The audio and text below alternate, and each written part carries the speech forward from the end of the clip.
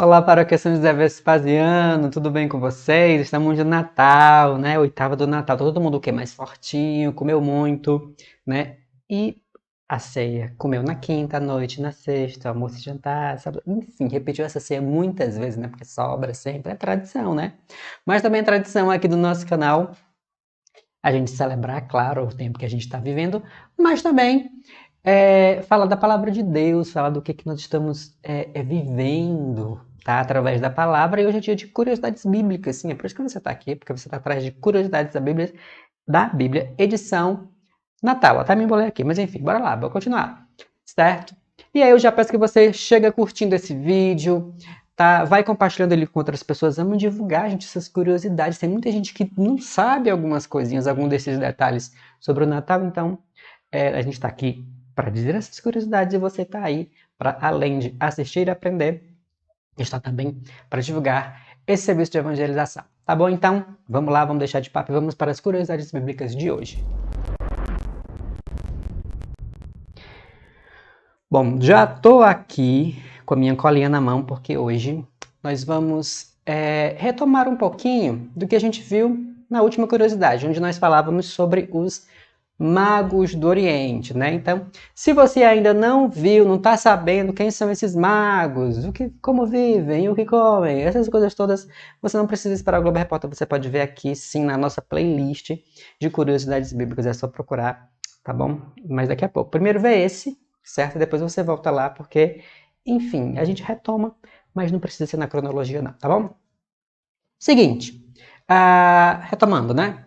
Nós vimos que eles foram adorar Jesus. Vocês já prestaram atenção que nos presépios a gente coloca, né, além de Jesus, aqui o menino Jesus lindo e todo iluminado, tá?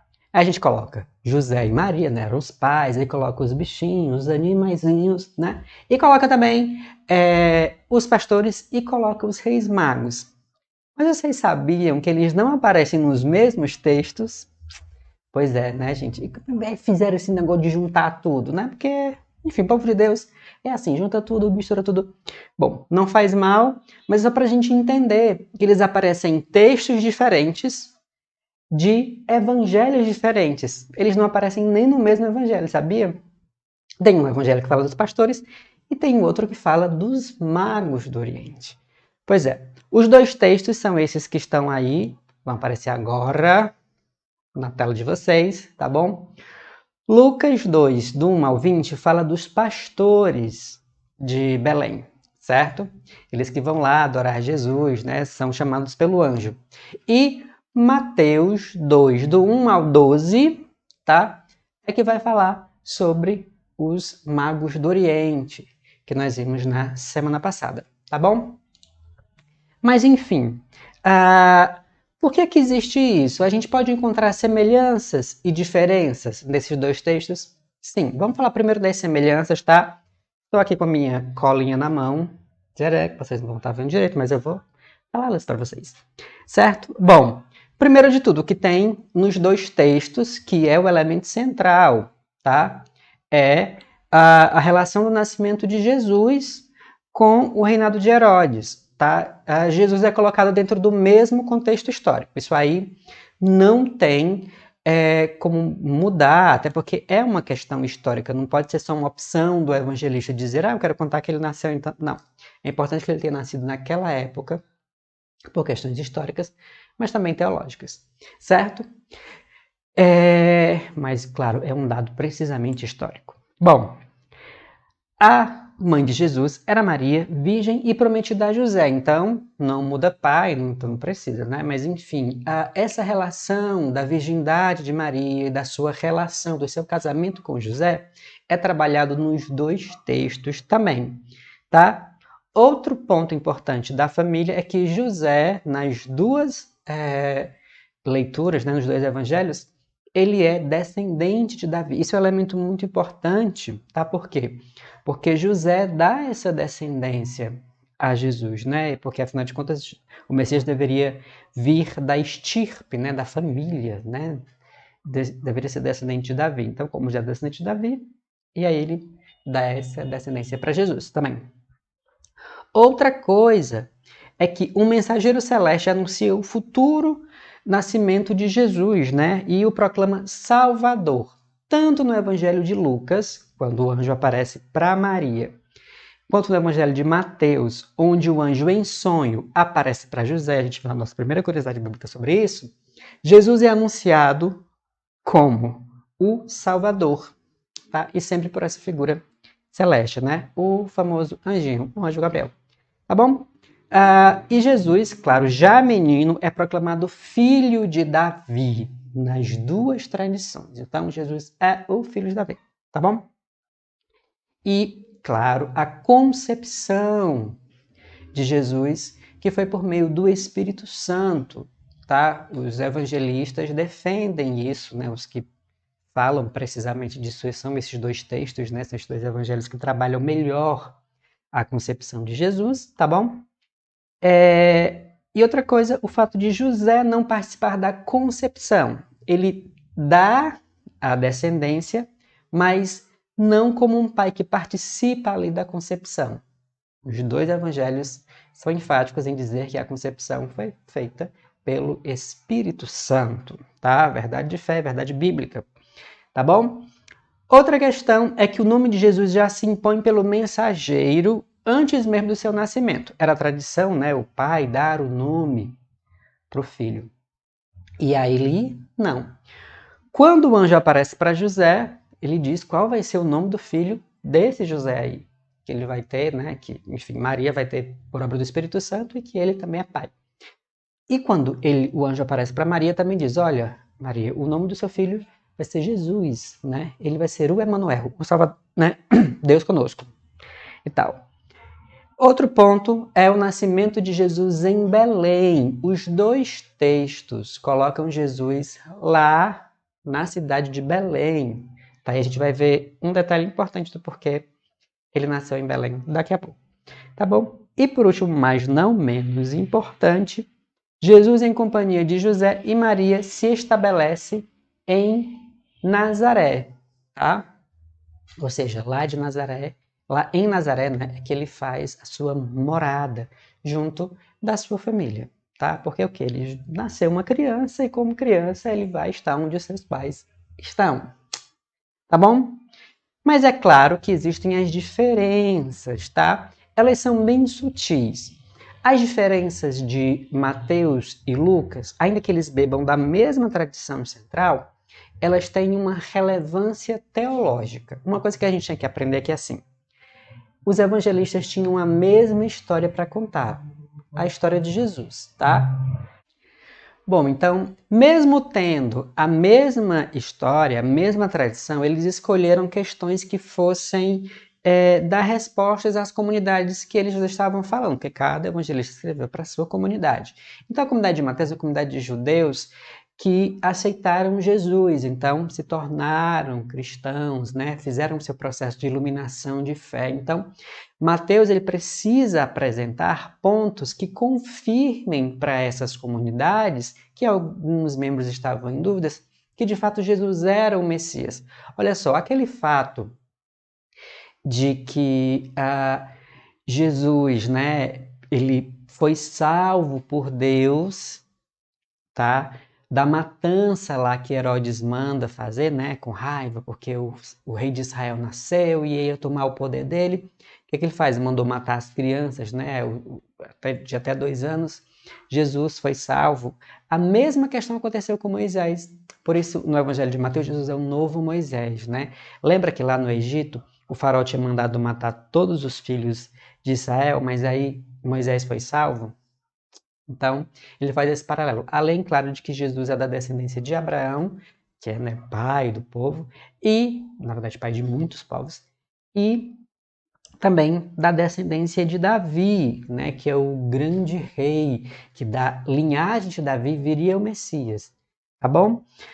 A outra questão é que Jesus nasce em Belém para se cumprir a profecia de Miqueias, tá? Está lá em Miqueias 5, capítulo 1. 2 textos são muito importantes, eu vou colocar eles agora no vídeo para vocês, que Mateus fala desse cumprimento das profecias a partir, né? Aliás, a partir não, mas em Jesus. Jesus cumpre na sua vida essas profecias. tanto a de Miqueias quanto a de Isaías. E a gente viu semana passada, mas a gente vai relembrar. A profecia de Miqueias fala o seguinte, né, sobre Jesus, né, sobre, na verdade, Messias ter nascido em Belém, e Jesus nasceu em Belém. Por isso, ó. E tu, Belém, terra de Judá, não és de modo algum a menor entre as cidades de Judá, porque de ti surgirá um chefe que guiará meu povo Israel.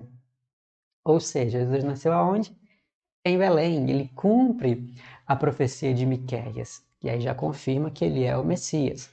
Tá bom? O local também, gente, da eleição do rei Davi, que está lá em 2 Samuel 5:2, né? Há um paralelo entre os dois. Eles são da mesma origem, da mesma ascendência judaica e têm a mesma missão, que é de chefiar o povo, tá bom? E aí, mesmo com essas evidências, né, o povo não aceita. E aí onde está, pulo no gato, no Evangelho de Mateus, que eu vou colocar de novo a passagem para vocês verem, tá? Que se cumpre aqui a profecia de Isaías, Isaías 60, capítulo 60, versículo 6. Uma multidão de camelos te invadirá, dromedários de Madiã e de Efa. Todos virão de Sabá trazendo ouro e incenso. Eles proclamam as glórias do Senhor. Ou seja, os da descendência de Israel, né, o povo judeu, não acredita que Jesus é o Messias. Então, o que é que acontece? O povo de fora, como estava dito lá na profecia de Isaías, é que vem para reconhecer a missão de Jesus, para reconhecer o enviado de Deus. Então, Jesus cumpre mais essa profecia. Então, Mateus trabalha essas profecias, trabalha essas partes para dar ênfase a essa messianidade de Jesus, como ele cumpridor das promessas, tá bom? Já o Evangelho de Lucas, tá bom? Ele tem uma outra ênfase, tá? Ele fala para povos mais simples, para comunidades que não conheciam, que estavam à margem, que não ouviam muito falar. Então tem muitos pagãos, tem povos de outras tradições religiosas e povos até que não tinham tanta tradição religiosa, tá? Então, ao invés dos magos, Lucas coloca os pastores adorando Jesus, né? Eles que vão ver. Mas isso não quer dizer que ele está fugindo da tradição bíblica. Pelo contrário, Davi também era pastor, olha só. Então, o povo que também tinha a mesma tradição de Davi, tinha lá, né, a sua semelhança, ele vai adorar, vai reconhecer o Messias, tá? Então, o ambiente pastoril era o ambiente de Davi, tá bom? E eles não são só testemunhas da boa nova, também como se tornam anunciadores. E aí proclamam, né, que Jesus nasce. Então, aqui a gente já percebe, né, a preocupação do evangelista desde o nascimento de Jesus sobre o anúncio da boa nova já se manifesta no Natal. Ou seja, então, o vídeo está meio grandinho, né? Mas é porque a gente precisa dar ênfase a isso, para a gente matar essa curiosidade. Então, se perguntarem para vocês, olha, quem adorou Jesus? Os dois adoraram, tá? Os dois grupos, tanto os magos quanto os pastores. Só que cada um quis falar de uma tradição, de um episódio. A gente não sabe se foi na mesma noite, a gente não sabe se eles se encontraram no meio do caminho. O que a gente sabe é que cada um, dentro do texto que foi apresentado, tem um papel muito importante. Nos confirma quem é Jesus, para quem ele veio, que é para todos os povos, e que ele é de fato o nosso Salvador. Tá bom? Eu espero que você tenha curtido esse vídeo. Não se esquece, por favor, de curtir, de compartilhar. Se você chegou aqui porque estava atrás de coisas, de assuntos, de curiosidades bíblicas, seja bem-vindo ao canal da Paróquia Santa Vespasiano. Se inscreve no nosso canal. Seja muito bem-vindo. Já falei isso, mas vamos lá. Então, acione o sininho da notificação para você receber essas e outras curiosidades que a gente vai seguindo. Agora não mais sobre o Natal, mas sobre outras questões em outros tempos, tá bom? Janeiro tá aí, batendo nas portas, um ano novo tá chegando, graças a Deus. E a gente vem com mais curiosidades, com uma programação nova, enfim, com vídeos e principalmente com muita partilha com vocês, tá bom? Então é isso. Tô ficando por aqui. Se eu não os ver, feliz ano novo, tá bom? Não vou ver vocês na Lexio Divina depois da manhã. É isso, então. Mas enfim, a gente tá se vendo aqui sempre. Mas os que eu não os ver, feliz ano novo para todos vocês. Fiquem com Deus e a gente se vê. Tchau, tchau.